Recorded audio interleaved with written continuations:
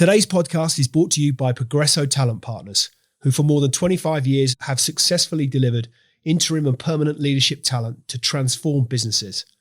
To hire the talent you need to enable your business to thrive, visit www.progressotalent.com today.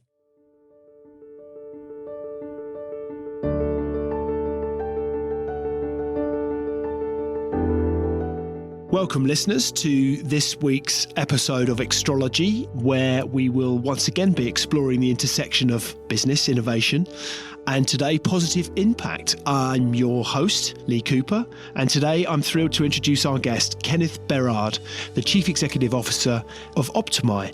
Optimy is revolutionising how organisations manage their philanthropic efforts with a highly configurable, positive impact platform. Serving over 350 organisations across 25 countries, they're helping companies like BNP Paribas, Ford and Airbus to amplify their positive impact in communities worldwide. Kenneth believes strongly in the power of corporations as a force for good, and today he's here to share how Optimy is enabling this transformative vision. So what's the story behind the story? Without further ado, let's get into it. Kenneth Bérard, welcome to Extrology. It's a pleasure to have you as my guest here today.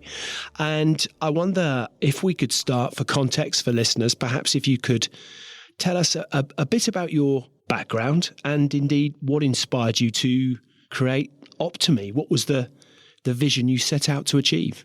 So I have quite a very standard background in the way that I went to a business school. So I studied business.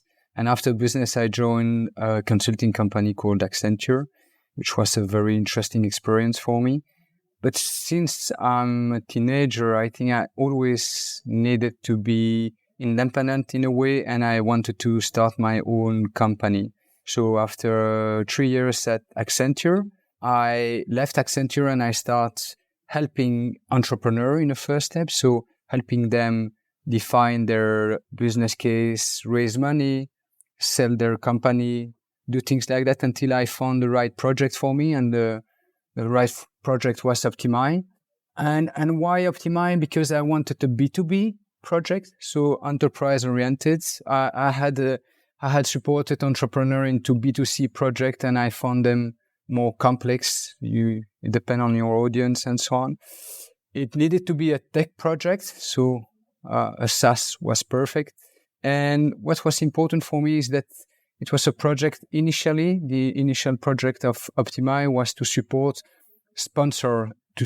projects in sport, in music, in culture. And that was important for me because I always love sport. My wife is an artist, a painter, so that was important for me. So since then, my vision has always been the same, which is helping companies to have a positive impact on society in different ways. So it started with sponsoring first, and then because of the demand of our users, we slowly moved to grant management, scholarship management, and more recently to employee engagement through what we call volunteering and donation. And just going back a step, there's something that you said there that struck me as to your background. Do you recall when first you mentioned business school, you mentioned that interest in entrepreneurship? Do you recall as to perhaps when you started to sense that interest, where that interest may have stemmed from, where perhaps it has arisen? I think, if I'm transparent with myself, is also the fact that I don't like authority in a way. I needed to be my own boss. So I think it started with your relation with adults when you're a teenager, and I start understanding that I like to drive things my way, and I'm very, very driven. So I needed this to be independent in a way. So that was clear to me. And yeah, for me, it was obvious that at some point I needed to start something by myself. So how has Optimy evolved since its inception, and what sort of milestones or achievements are you particularly proud of? That's a very good question. It's something we discussed already together before. As I'm Belgian, I'm quite humble in a way. So I'm very proud of what we have done, but we have a certain size. We are not one of these huge SaaS. So Optimy started in Belgium, which is already quite a a challenge in itself, because I don't know if you know Belgium, but Belgium is small. It's a small country. You don't have a lot of tech entrepreneur.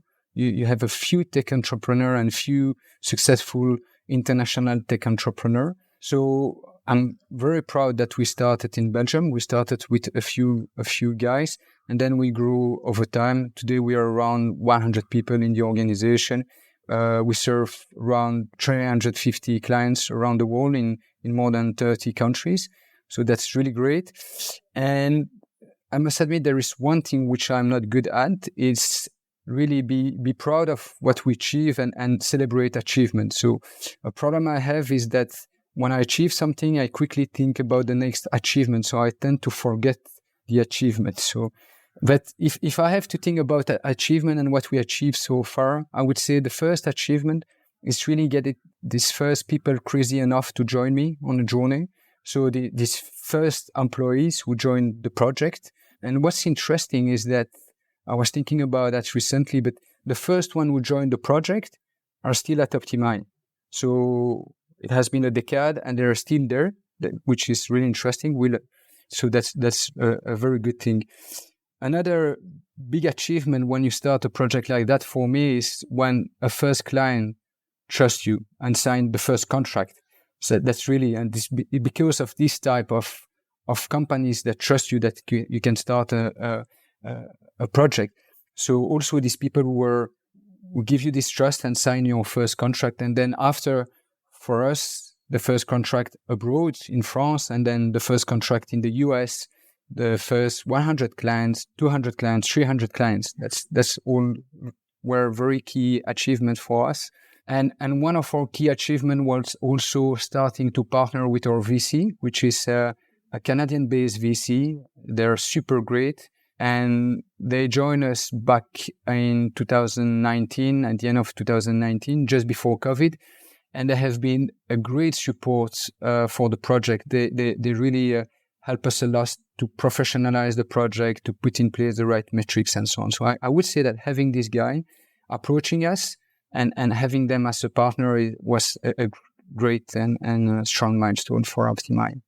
You mentioned one of the things that for the longest time, you talk about Belgium as a place from which to start, to launch. And one of the things that I'm struck as you mentioned that was very much part of the narrative for the longest time here in the UK was the lack, and I'm going back some years now, but the lack of a kind of a support network, an infrastructure to facilitate scale and accelerate scale from a tech perspective. So we heard much was made of the virtues of Silicon Valley, not only in terms of access to talent, but access to capital, access to the right support framework, lawyers, bankers, accountants, the structures that you will need and the understanding that you will need to realize aspiration.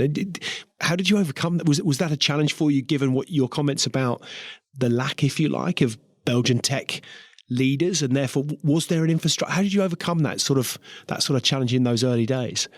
It's a huge challenge, and it's still a challenge today. So I'm used to travel to North America, and as soon as I put my foot on the ground over there, I feel a difference. I'm talking about Belgium. I cannot talk about the UK because I've been working in London while I was working at Accenture, but I didn't leave the UK as an entrepreneur. I don't know how it is. But coming from Belgium, as soon as you put your first foot on the ground over there, there is a huge difference. The market is huge. You have one single language. You have all the support you can need and so on. So and things have improved a lot the last 15 years, even in Belgium, but you cannot compare. You're not at the same level. And we still struggle with that today. And this is why, in a way, as I mentioned, I'm humble. I'm working with other CEO from the Class Capital Fund, and they're much bigger, but they're born and they started in another country, in another market. There is one European or two European companies in the portfolio, but most of their business is in North America today. So it's easy for me because their story is different than mine. And it's like that. I developed my company in Belgium. I'm proud of it. But things would have been different if I've done it in the US, for example. For sure, today still, they make you big. They make you think big. Here, it's a small country. We don't think the same way. So the VC helped me a lot to open my mind and to think bigger. So it was really a challenge, and it's still a challenge. It's still a challenge. One of our key challenge today is to hire. It's our key challenge. It's you have no tech pool of people in Brussels. It's very difficult to find tech people in Brussels, for example. I think it's really interesting to acknowledge kind of culturally from both our perspectives. You know, I oftentimes have this sense as, you know, kind of born and bred in the UK, we get a real sense of we're a small island, right, in reality. Mm-hmm. And I think similarly, you get that sense of, you go to many countries in Europe, even the larger ones by landmass, you still get this sense of there is a smaller feel. I think our proximity, not least, you know, we're all very close together, and yet we're so culturally, in many ways, culturally aligned, but so many cultural distinctions between us as well. But, you know, to your point, the sheer landmass of the United States or North America at large, it must naturally give you a sense of big before you've even started to adopt or even reflect on the sheer size and scale of the landscape. So I think these things make it, you know, you've perhaps different challenges to overcome as an entrepreneur from a European perspective, as a Belgian entrepreneur than, you know, had you been born in Silicon Valley. You know, it's just a different challenge. I believe there is a way, because the way I present it may be a bit too black in a way, because I think there is a way to get the best of the two. I see that they have access to huge capital, they have access to knowledge and so on. But we also have something in Europe. First of all, for North American company to enter Europe, it's very difficult because we have this strength that we understand the different cultures and so on. But I think it's possible to mix the two. And I would advise anyone who start to not be afraid of being, and we have very successful companies coming from the Scandinavia, from France and so on. So it's possible, but you need to be well accompanied, I think, with the right people who can help you think big. And you can leverage, you know, for example, in terms of cost, we have to operate much more lean, which is an advantage when you have to scale. At some point, you don't just burn money. You know, €1 is €1 or £1 is £1. So there are some advantage also that you can leverage. You have to be more maybe open to the other countries. You learn to internationalize faster. Voilà. So if you find a good mix of the two, I think that's really cool. So there are some things to leverage as European also. How much of, I wanted to ask, actually, I'm not sure it's the right question as I reflect as to how much of an advantage do you think the background that you'd enjoyed with business school and Accenture has afforded you where you find yourself now? But I almost want to ask it slightly differently. What did that business school and Accenture experience give you, do you think, that you've been able to benefit from with on the Optimy journey? I think the business school gave me a kind of self-confidence in the way that at school I was not really good. And I believe it's mainly because I was not interested. And through the business school, I had very nice grade, but I did very well. And that showed me that I can do something in a way. It brings me this self-confidence. I don't remember the content. And let's be honest, I don't think it's about the content. It's the way you build your brain and so on. And Accenture for me was really, really great. It was an amazing adventure. Why? Because you need a strong drive over there. I love because in a way it's a competitive environment. They rank you regularly. They want to see how you perform and so on. And I've learned a lot. And I think that it really helped me to build my company today. That's an advice I would give to my kids, for example. And I really hope they will be entrepreneur or they will do whatever they want. But if they're entrepreneur, I would give them the advice to start maybe in a big corporation. I think consulting is very good. I would advise something like McKinsey, BCG or Accenture and so on, because they help you. They push you. Some people may complain that they squeeze you. I don't see it that way because you get your value, which is you learn how far you can go. So I really get the drive. And it helped me a lot in my venture. I like to take this example of a small project I was used to do because I don't speak very good Flemish. So when you're a Belgian and you have to go on a project in Belgium, you better speak Flemish because most of the economy is in Flanders in a way. Because I was not speaking well Flemish, I had to find my first project abroad. So even if it was in the Netherlands, Well, it was with a team from the London office, and it was amazing. It was a very short project. And most of the Thursday, we had to spend the night working until the Friday to deliver to the client. And I enjoyed so much working with the team overnight until 5 on Friday. You're exhausted, you have done your presentation, you go back home.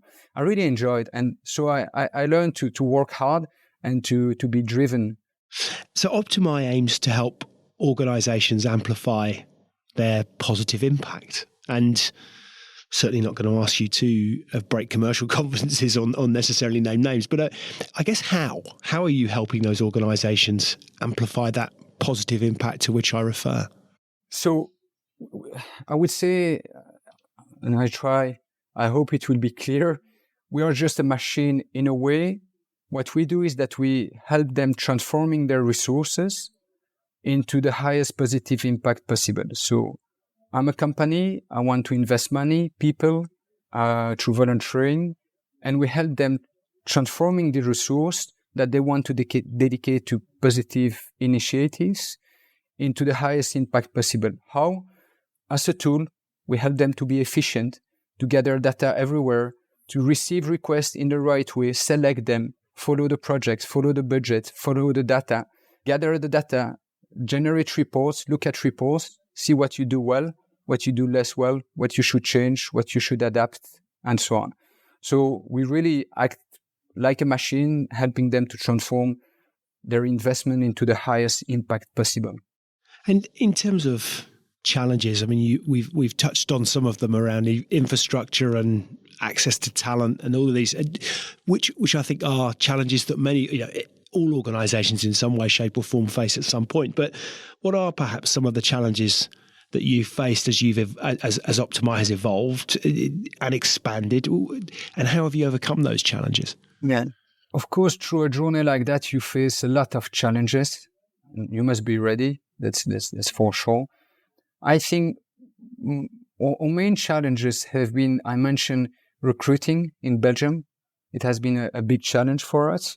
We turn it into an opportunity in a way because we recruit a lot abroad. So in the Brussels office, we have 60 people, but we have 20 nationalities. And that really helped us into our internationalization. So that was very positive. Another challenge was COVID. Voilà, you raise money. I raised money. My first board, 20th of March 2020, lockdown. We were starting to open our office in Toronto, so that was a real challenge, definitely. But I think that the main challenge that I faced, which I think again is theoretical, everybody knows it, but when you're in it, maybe you don't see it or you don't perceive it, is that I think I did very good to grow the company until 40, 50 people, because it's a size of organization where you can grow naturally, you don't need process, tools, and so on.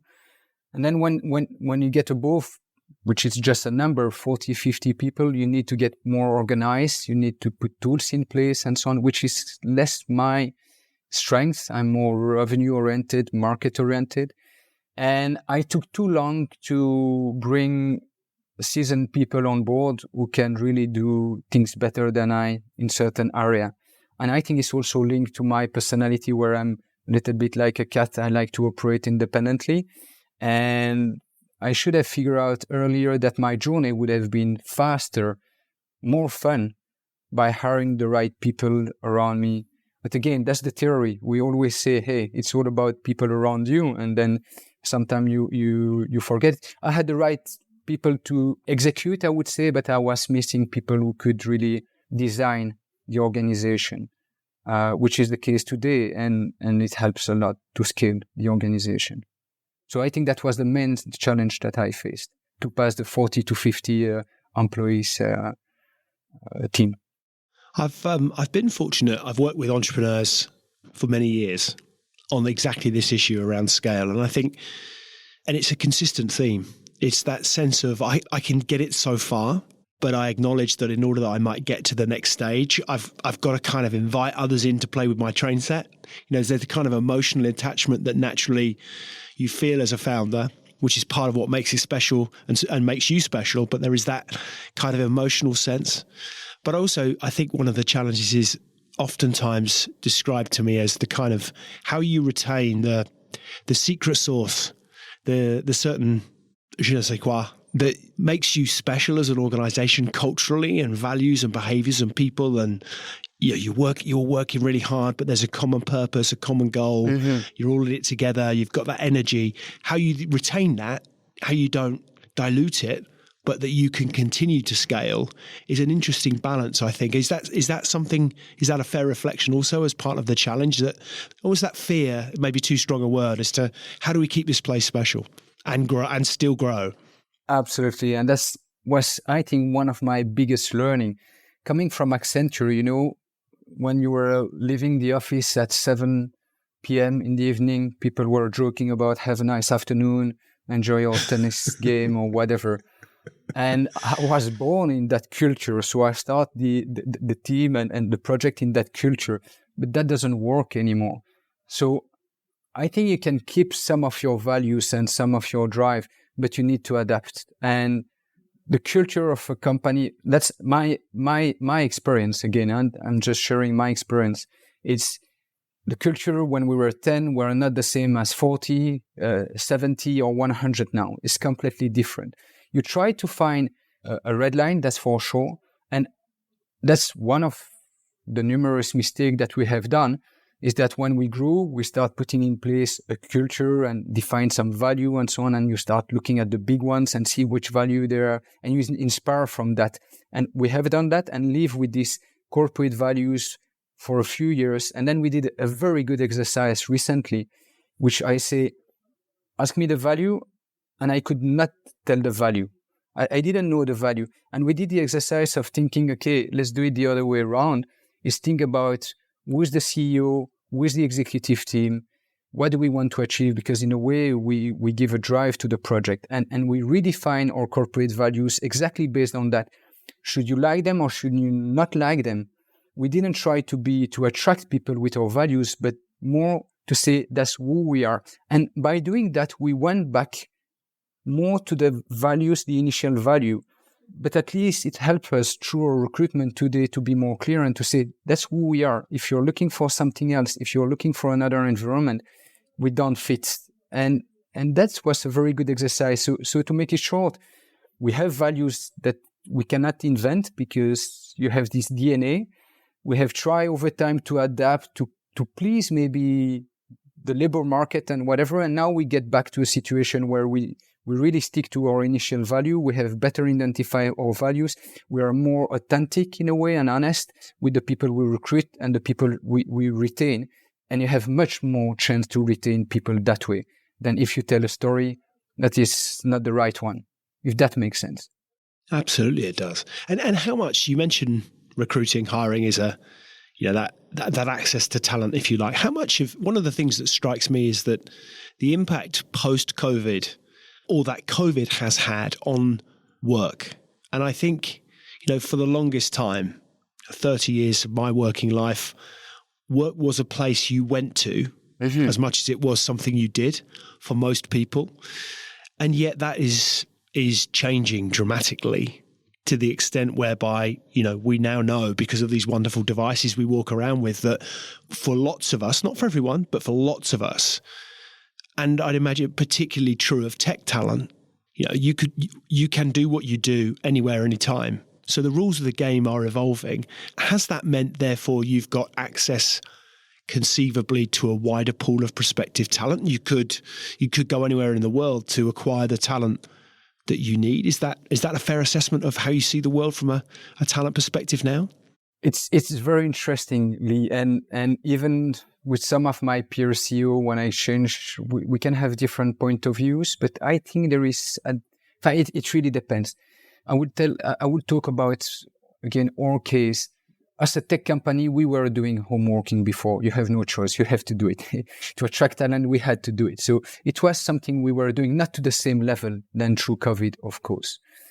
After COVID, now at Optimy, we have a hybrid approach. So people work partly from home, partly from the office. And I personally love the mix. We have tried purely remote with newcomer. It failed if not 100%, 100% of the cases. What works is that we have people who are working at Optimy in the office before COVID, after COVID, and now working remotely for personal reasons because they're moving with the family or something like that. That works. But having working for us, and it depends on the profile. If you talk about dev, it's different. Developers, you can work with remote people. That's common sense today. We do it. But for sales, for example, revenue people, F&A people, so finance and administration, we want our people in the office. And it makes a big difference because labor market has changed. The last months, I would say, it was very much an employee market, and now it's becoming more, not an employer, but you have a better balance. So before, employee could do whatever they want, and if you didn't get them in the office and had a sense of, I'm part of this project, I'm not just there to pay the bill or get the money to pay the bill, you lose people. They don't care about you. Tomorrow, a headhunter approached them, they would go and so on. So for me, it's super, super important that people work together because I believe that a work is a social thing. And I believe in social contact, face-to-face contact, having lunch together, and then work from home to be very focused, more efficient. But in the office, you're more effective. You can exchange and so on. So I'm for the mix, and I will... And I fight for that internally, that we continue that way. Or we'll hire people, they will not care. Next time they have an opportunity, they go. They have no feeling of, I'm part of this. At least at Optimy, we didn't succeed to create this feeling of, I'm part of this company, doing it remotely. We didn't. Maybe other organizations managed to do it, but we didn't. So... No, I think you make a really good point, and it's a challenge. I think that your experience would reflect that of many that I've had similar discussions with. I think also the thing that strikes me, I'll reflect on your journey with Accenture. You know, if you look at, I think that it's different. For me, I think of, I'm fortunate that, 30 years of work, I have a network. I have people, I've established relationships. I therefore have people that I know when there's a problem that I can pick up a phone to or drop an email to, set up a video call, whatever, and say, hey, how would you deal with this? I've got that network. But if I'm new to the workplace, absolutely. If you reflect as a graduate, as a trainee, or whatever at Accenture, the learning that you, not only the sort of formal training that you will have enjoyed, the classroom-based training, but also the informal training, the behaviors that you learn as a consequence of working alongside trusted colleagues or experienced colleagues, good and bad, right? So you learn how to behave, how not to behave in some cases. All of that kind of unwritten, non-classroom based, but yet critically important career development. Can that happen in your bedroom, in your parents' house, if you're a kid and you're just getting into these are the sorts of, I think, some of the debates that, and I think we are, to your point, we're inherently social creatures. We want to have, in varying degrees, absolutely accepting, but we want to have some sort of interaction in order that we can feel part of something, that we can grow, that we can develop. I think we're at this really interesting juncture whereby we're wrestling with this concept of what work is and what does the future of work look like. I completely agree. It's a very fair point that you raised. With regard to the network, I didn't think about it, but it fully makes sense. Then when you're young, you don't have this network where you can pick up your phone and you need to learn by watching the other and listening the others and so on. If I may ask you a question, Lee, the other way around. Of course, please do. Do you see like a trend where we are going back the other way? So everybody after COVID was, well, let's work remote and so on. And then slowly we have a trend where people want or need or must go back more to the office. I see the word that springs to mind is conflict at the moment between the needs of, and this is not necessarily based on any factual evidence, just an intuitive sense of what I hear and see, but that organizations seem to feel a preference to have people in a place, in an office, for all the reasons that we've referred to, more often than not, there's a reflection that perhaps, that hybrid working is a thing. People are generally very open to it where possible. There are some industries where that isn't possible, or some job functions where that isn't possible. But generally, hybrid working, I think that the genie is out of the bottle. That I don't think we're going to pop that cork back in any time. But I still think I see from the employee a sense of wanting to spend more time working from home post-COVID because maybe that suits their circumstances. So I see this kind of wrestling, employer, employee, employer typically wanting more time from people in the office, and employee, when presented maybe with a new opportunity, one of the first questions is, well, what's the hybrid working policy? So I do see this conflict, and I think I see organizations really wrestling with it. And if you look at the impact on, we've had this week alone, haven't we? The announcement that WeWork was declaring bankruptcy. So if you look at the impact on office space and the office working environment, there are lots of different, I think we're at a really interesting time that this traditional sense of what work is and what it is becoming, people are wrestling with. It's very interesting how it modified the negotiation in a way. As an employer in the past, I started back in 2001, you get a job, you get a computer, you get a car, you're happy, you do the job. You were not requesting and now after COVID, you're afraid of asking, would you mind come back to the office, please? It's like, you're like, wow, it's complex. I think it's complex. There used to be, I've a very good friend of mine who used to work in investment banking. I won't name the investment bank because they're still around, but he used to have 2 jackets. Now I'm going back to the 90s, and people say, well, what do you mean he had to have 2 jackets? Well, one for the back of the chair, always, and one that he would wear in and out of the office, because were his boss to walk around at 9 p.m. and say, where's so-and-so, a colleague would be, he may well have gone home, but a colleague jacket would still be on the back of the chair, and a colleague would say, he's popped out for a cigarette or a coffee or whatever it might have been at the time. So that's a ridiculous notion. It's a toxic culture, but it was that kind of, if I can't see you can't be working, therefore you lack ambition. That there was a different time. So I'm glad that we're far away from that. But to your point, there is a sense that as the employer, that actually, how do I address this? I'm going to need you to be here some of the time, partly because I want you to feel like you're part of something. It's not because I need to, my management style is one of, well, if I can't see you, I don't trust you. That's not what it's about. It's about trying to create something that we all feel a collective sense of purpose behind, that we can all benefit from, all stakeholders. So I think we live in fascinating times, and I think the pace of change, driven and enabled by technology, that clearly Optimy is harnessing to do wonderful things. But the way that technology is changing our lives, we haven't even touched on AI. It's just an incredible time, I think, to be alive. It's a privilege to be living through it. I suspect, I've said this often, I suspect this period of history will be studied by future generations in much the same way as perhaps we might have studied the Industrial Revolution, for example. Yes. It's huge transformation. Yeah, sometimes I try to put myself, 2 things, sorry, if I can. The first one is... of course. This is a two-way discussion, exactly how it should be. What's very interesting is that COVID also helped people like me from the old generation of managing people of, if I don't see you, I don't trust you, moving to, that's insane. If you have to keep an eye always on people, it means you don't have the right people. That was a big improvement for me, because it made me understand that. So indeed, I don't want people to come back in the office to keep an eye on them. I want them to come back in the office to talk with them, to know them, to exchange with them. It's completely different. Where before, I think others wanted people to be in the office to keep an eye on them, which is insane. The more you grow, how do you want to keep an eye on everyone? What, you build a team of people who keep an eye on the others?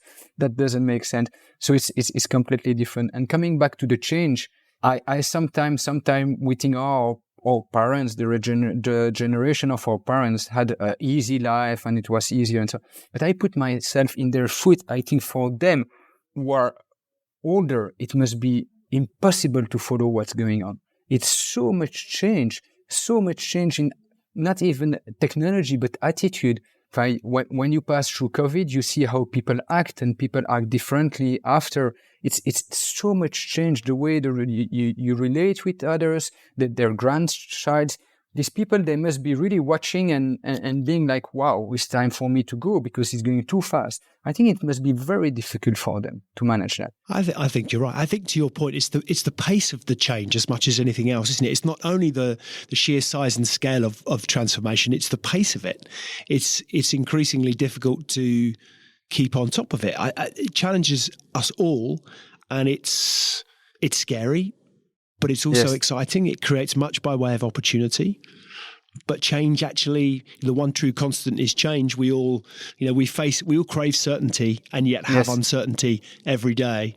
But the scale of uncertainty, I think, becomes ever more prevalent, and that's the scary piece. But yeah, coming back to Optimy, I mean, I think you work with an enormous range of organisations, from corporations to foundations. Are there any particular? Again, I wouldn't necessarily. You don't feel that you must name names or you wouldn't break confidences anyway. But are there any particular memorable experiences or success stories that you're particularly proud of? If I would share a success story, it's a strange one, and I hope it covers the question in ways. I like to take this example, like a couple of years ago, I think 5 years ago, we ran a survey with our users to understand what's Optimy for them. We needed to, working on our identity, understand how to present ourselves, and we asked to our client a couple of questions to understand what's Optimy for them. And I was really expecting answers like Optimy is a SaaS that help us save time, be more efficient, collect data, report on our activity, and so on. And as I was very surprised to hear and read that for them, Optimy was Jean-Philippe, William, Nicoletta, all the people working for them. And I've never talked about that with some of my peers to see if it happened to them. But it seems like even if we are a tech company, Optimy was not the technology for them. It was the people who were supporting them daily. And that's linked to one of the strengths of being and coming from a small country like Belgium, is that you have to be, very close. You have close relationship. You have, and that's something that we have built since inception, since the beginning of the project, and we'll continue to do it. We of course work on our margin and so on to make sure that we don't just spend our time helping people. At the beginning, people were reaching out to us to know how to use their Excel, because we were so nice that at the end we became a kind of call center for any tech question. I'm exaggerating, but that happened. The old lady from a corporate foundation asking, by the way, can you help me with an Excel? So, but it's something we have cultivated over time and we'll continue to cultivate it. It's really part of our added value. So that's for me a great experience in a way, and it's reflected in our retention rate, which is very high. I'm sure we have things that technically don't please our client, but that's covered by the support that we give. And I just think about a few weeks ago, one of the CSE had flowers on her desk, and I thought, it's her birthday, or she received it from someone. And it was a client who was happy and who sent some flowers. And I thought, wow, that's amazing. I think it's a very nice success story for me. I think that's wonderful, because I think so often so much of what we read and hear in business is all about, top line, bottom line, grow. That we hear of that. That's how we quantify and define success with those kind of measures. I understand the rationale behind that. I understand why it's important. But actually, the real importance that a client would take time to deliver a bouquet of flowers because they're delighted with the experience that they've enjoyed as a consequence of working with you is, that's. I mean, oftentimes I will ask the question with a guest, what does success mean to you? But I think that says a lot about how you approach your attitude to success. And to your point around the fact that we're all, as we said earlier, we're inherently social creatures that love interaction in varying degrees. And it does come down to people at the end of the day. Absolutely. And let's make it clearly, someone who sent you flower, if someone called them and asked what they think about Optimy, they'll buy Optimy. So you have a direct interest. It's like that. But if you do it, I think it's key. it's an investment that you do in your relationship, and it will pay, and it pays for us over time. That's how we grew the most. It's based on reputation. So, and Optimy is known for being highly configurable. So how does that flexibility benefit organizations, and what advice might you have for organizations who are looking to implement positive impact programs? So one thing that I like to make clear in a way is that I'm not a positive impact entrepreneur in a way. So I didn't start Optimy thinking I want to have a positive impact on Earth and society and so on, in a very transparent and honest way. Even if today my mind changed, I start, as I say, because we had an idea. We want to help companies have an impact on, do more sponsoring. And I love sports. My wife, she's a painter, as you can see the painting behind me. So I love that. But slowly I start being more and more concerned about what's going on. I have kids, so you see things and you look at things differently. So positive impact really became something very important for me over time. And when we started for companies, it was quite the same, I would say. It was nice to have. Okay, it was nice because you could tell a story on LinkedIn, you could tell a story about what good you do. But today it's not a nice to have anymore. It's a must have. If you want to hire talents, they will ask you, what do you do in terms of positive impact? Your customers is watching you. They want to know. And even investors today want to know what you do. So it's not a nice to have. It's a must have. You have no choice. You have to do it. And it's directly linked to the growth of your business. The problem in a way is that I wouldn't say corporation panic, but they want to do as much noise as possible. So they try to do a lot of different projects. They tell their story here and there. And we believe that sometimes there is a lack of alignment. And it's very important to have this alignment if you want to have a positive impact. You need to be aligned. I would take an example just to illustrate myself. Let's say I'm a car brand and I have a sponsoring team in the US, and they support, V8 race motor show with big car making a lot of noise and so on. And on the other side, I have a foundation which is investing in research for sustainable energy, and you want to position yourself as a brand as the most sustainable car brand of tomorrow. And you have all this activity and there is no alignment. So how people can perceive and understand what's your message? Who are you? What do you want to achieve? So we believe it's very important to align your positive impact initiative with your global goal. So it's sustainable and it really helps your global goal, and also to align your initiative. But to do that, you need tools and you need flexibility in your tools. And that's one of our key strengths indeed, because we enable, for example, the sponsoring team in North America may work in a different way than the corporation foundation in Europe. And you must be able to support their specificities. If you come and you say, now guys, we're going to align, but you are all going to work the same way and follow the same process with the same steps and the same way to build your budget and so on, people would not use the tool. They will continue to use an Excel, they will use a database, whatever, and you would not have this alignment. So it's very important to offer this flexibility. So you enable your colleague in North America to work one way, the team in Singapore to work in another way, but you still have one backend from where you can collect the data, compare the data, share insights internally, and so on.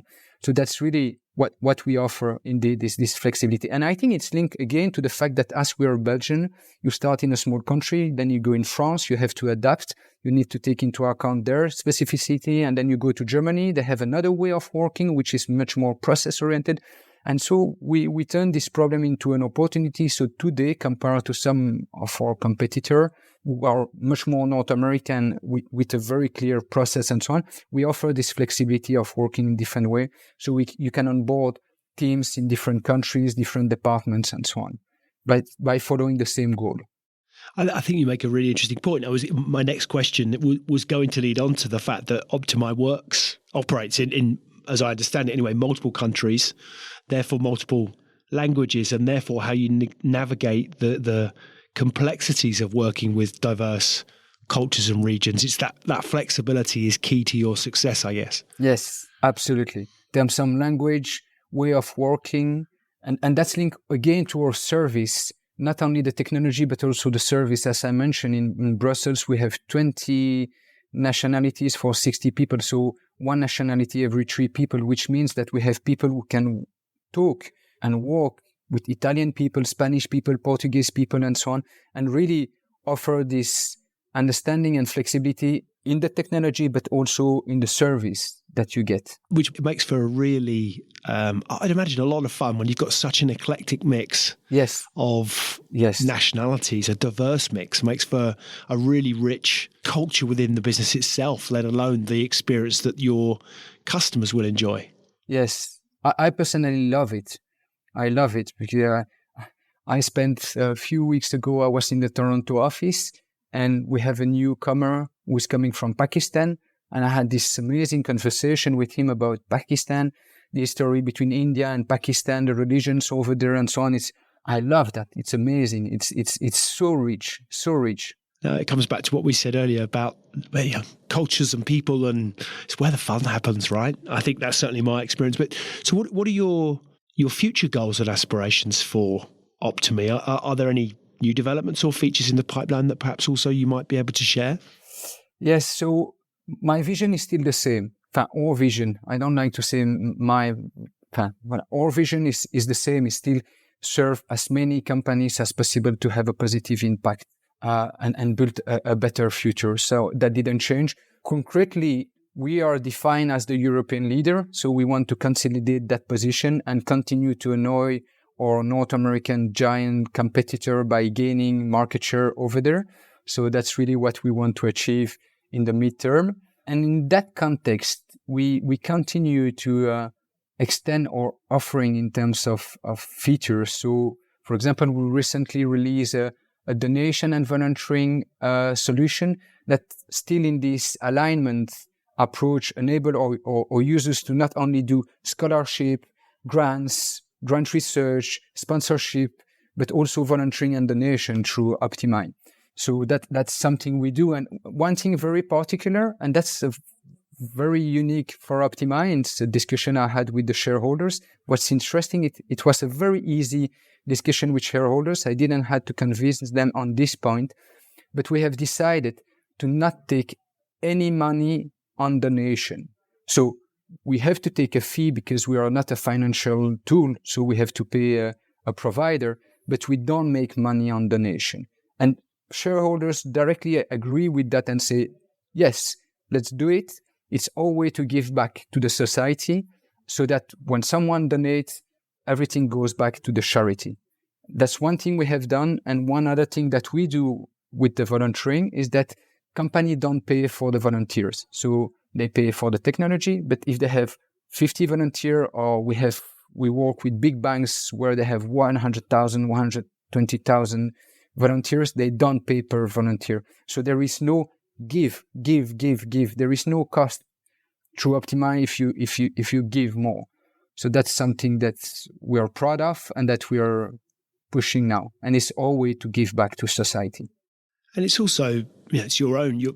My sense is you're practicing what you preach, for want of a better expression, but you're living your values around that positive impact to which you refer. And I think organizations do an awful lot of good. At the risk of sounding now like I want to do damage to the modern media model, but I think oftentimes I'm struck by good news doesn't sell, seems to be the perspective. So we will often hear, and rightly, bad actors deserve to be called out, and a spotlight needs to be shone on bad corporate behavior. Yes. But, for the one bad actor, there are 100 organizations out there doing wonderful things. Exactly. And that same spotlight doesn't get shone. So I think there's always a risk that we could be led to believe, based on what we read and hear, that everybody's doing bad things. Big business is bad, business is bad. But actually there are a huge number of organizations having incredible positive impact all across the globe. And I'm an eternal optimist, but I'm also a great believer in the human spirit will prevail. So I do believe corporations can be a force for good. I think I've heard you say similar things. How do you see the intersection of business success and positive impact evolving over over the coming years? Because I do think it's a critically important part that businesses will play in the future success of the planet and the human race. Absolutely. We have some clients which are one name, but everybody knows that what they do is to buy a good image. But come on, if these guys were not giving back money and they have the choice to do it, project won't take place around the globe. So it's easy to judge them, but it's it's like in philanthropy. Sometimes I hear people, you say XYZ CEO is giving back 50% of his money. And you hear people say, yeah, but anyway, he has the 50% other money. You're like, okay, but come on. So I think I think corporations are key. Public government and so on don't have that much money to give back anymore. Someone has to give back. And I think companies do it, and we should thank them for it. Of course, they buy an image. Of course, they look nice. Of course, they're an energy company or whatever and do that to really protect their image.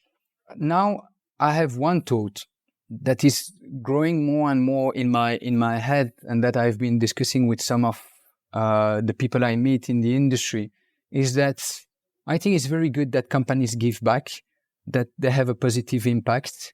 But I think that not only it should be aligned with their business goal, but ideally it should be more than an intersection. It should be an integration. For me, ideally, as a company, if you manage to have a positive impact in a way that it directly impacts your business, that's sustainable. It will continue over time. You will continue to invest there, and it will grow over time. And a simple example of that, I will take the example of Optimy. I mentioned we didn't think really about it. It happened naturally. But indeed, we have welcomed people from around the world without any barrier. And we did that by conviction, but it deserves our business. Today, Optimy revenue in Belgium is what, maybe 8% of our revenue? 92% is outside of Belgium. We would have never done that if we didn't have all these people coming from abroad and bringing this culture and so on. So we did it to have a positive impact, but it directly served our own business goal. And I think that if organization can do that, I was talking about it with a colleague in Canada, an ex-colleague of Accenture, was running the DP program over there. And he worked a lot with integration of migrants into companies. And if you're a company and you integrate and you do the investment of integrated migrants in your company, and you can show over time that the retention rate is higher, that these people, they want to succeed, they will fight, they will learn, they will grow. There will be a direct impact on the performance of your organization. So even more than, if you can do more than tell a story, but really, really integrate your positive impact initiative into your business activities, then you win. I have other example like that is when you run a volunteering program with your team, you have a cohesion, you create a cohesion between your team. Maybe Paul and Elizabeth, who didn't know each other, they volunteer together, and after they come back, they get on well together, and so on. You get a direct impact on your own business and the performance of your team. So if you manage to integrate it, because you know that's not a nice to have, but a must have, try to really find a way so it impacts your business directly. And then what you do will be sustainable. You will continue over time, and you will not just do it because you have too much profit this year and you have to show good. You will do it even if your revenue go down. No, I think to your point, and there's all sorts of data that would absolutely Yes. back up readily available data that would reinforce your perspective. And I think that not least, you look at the impact doing good has if you're on your attraction, retention, recruitment, engagement, and as a consequence, ultimately your bottom line. It's not even up for dispute. It's Yes. not only about not only is it from a human perspective, frankly, the right thing to do, but actually ultimately it can really enhance the performance of your organization and make your organization a better place to work for your people. And I think it's undisputed. I Yes. think anyone wants to dispute it, they'd be welcome to, but they might be they might get short shrift because I think it's undisputed. But if you look at your own experiences, Kenneth, as an entrepreneur and as CEO, what advice might you give aspiring entrepreneurs who are looking to create a positive impact through their ventures? So I think exactly what we discussed now, in a way, don't try to create a kind of fake positive impact or just tell a story. Yes, you can do that if you want, and tell a story about your team going out and picking up rubbish or whatever. You can do that, but it would not be sustainable. So the impact would not be sustainable. Try to find something which really deserve your why, and as I mentioned in our case, again, our vision is to serve as many companies as possible. To do that, we need to internationalize. To internationalize, we need people from everywhere. So we welcome people. We give a chance to people. They give us a chance also because they join us. It's not just us giving them a chance. And that helps us to grow. So be honest, be authentic. Don't just try to do marketing, and be smart. Try to really find the value that your impact, social impact, positive impact can have on your own business over time. And in closing, if you could leave our listeners with one key takeaway from your journey with Optimy, what would that be? I think it's something I've learned through the support of some of my board members, is that, as I mentioned before, let's be honest, when you go on a journey like that, you have super fun days, super amazing and rewarding achievement. But day to day can be painful. Sometimes get bad news, you need to manage bad news and so on. So I think something I've learned over time, and it's really helpful, is to really always look at the global goal. Look at what you want to achieve, so that when you get your day-to-day, you face your day-to-day challenges and you get your day-to-day bad news, you don't jump out of the window. You just say, it's a day like another, but I'm moving on my journey towards my goal. And it really helps, because it helps to take distance and to say, okay, you need to accept it's part of the journey. Of course, you need good news. You need regular good news. You need to close this big deal. You need to hire this guy that you wanted to hire. You may not hire this one, but this one, you close it, you're happy. You need this good news, but you will get bad news. And you need to be ready for that. And one way is to not forget what you have done, what you have achieved, and where you're going towards your global goal. Don't let the day-to-day challenges in a way depress you or get you to stop your project. Just continue and focus on your global goal. That's, I think, one thing to do, yes. Kenneth, thank you. I think it's wonderful to get your insight and perspective, and I've really enjoyed this discussion. So I really appreciate you taking the time out. Where, for the benefit of listeners, where can we send them to find out more? Where should they go to find out more about Optimy? I think on our website, that's the first thing. And then which is optimy.com? Optimy.com, absolutely. And then from there, we will take care of you. Just come visit us and then request a demo or contact, and we'll be more than happy to get in contact with you. And voila, from there, yes, absolutely. Kenneth Bérard, thank you. Thank you, Lee. Really appreciate, as I say, taking the time out. I wish you and your colleagues continued success with Optimy and the wonderful work you're doing, creating a really positive impact out there. So appreciate your time. Thanks. Great to speak with you. Thank you, Lee. Thank you. I want to thank you the other way around, because your questions were very interesting and really helps to reflect on who we are, what we do, and so on. So that's really interesting. You know, I've done many brainstorming with gurus on positioning and so on, but just reflecting on the conversation today, I think I've learned more about myself and what we have done so far than the hours I spent in a room brainstorming. So thank you very much, and thank you for having me and for your great question. Thank you.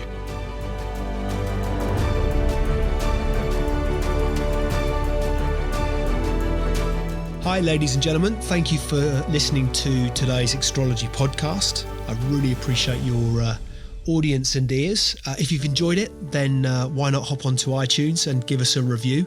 I'd really appreciate anything that you might have to say. Any feedback always gratefully received, and look forward to hosting you next time. See you soon.